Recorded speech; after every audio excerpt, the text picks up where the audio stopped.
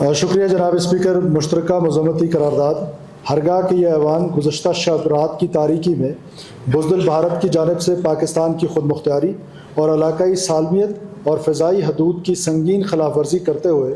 ملک کے مختلف مقامات جن میں مرید کے، احمد پور ایسٹ، مظفر آباد اور کوٹلی میں مساجد، سیالکوٹ کے گاؤں کوٹلی لوہارا اور شکر گڑھ کے قریب ڈسپنسری پر بلا اشتعال بزدلانہ حملے کیے گئے، جس کے نتیجے میں معصوم اور نہتے متعدد عام پاکستانی شہری شہید اور زخمی ہوئے،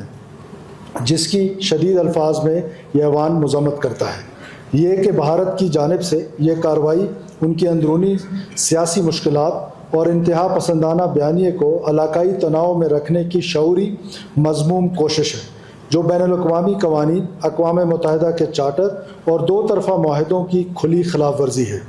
مزید برآں یہ حملہ خطے کے امن کو سبوتاژ اور پاکستان کو غیر مستحکم کرنے کی سازش کا حصہ ہے. یہ ایوان پاک افواج کو دشمن کے اس قسم کے بزدلانہ، وحشیانہ، بلا اشتہار اور بلا جواز جارحیت کا فوری، مکمل اور بھرپور منہ توڑ جواب دینے پر خراج تحسین پیش کرتا ہے، جنہوں نے نہایت ہی پیشہ ورانہ مہارت سے دشمن کی جارحیت کو ناکام بنایا، جس کی بدولت دشمن کے کئی قیمتی جنگی طیارے مار گرائے گئے اور لائن آف کنٹرول پر متعدد پوسٹیں تباہ کیے گئے. یہ ایوان اور بلوچستان کے غیور عوام مادر وطن کے چپے چپے کی حفاظت کے لیے ہر قربانی دینے کو تیار ہیں اور اپنی بہادر افواج کے شانہ بشانہ کھڑے ہیں. واضح رہے کہ پاکستان ایک پرامن ملک ہے، مگر اپنی خود مختاری،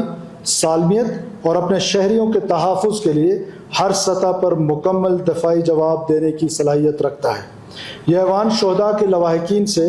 دلی ہمدردی اور زخمیوں کی جلد صحت یابی کے لیے دعا گو ہے.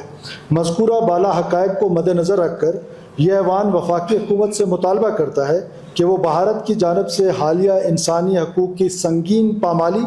اور شہری علاقوں پر بلا وجہ حملہ کرنے کے ثبوت فوری طور پر اقوام متحدہ، OIC اور عالمی برادری کے سامنے پیش کرے اور بھارت کے خطرناک عزائم اور مکروہ چہرہ دنیا کے سامنے اجاگر کرے. شکریہ جناب.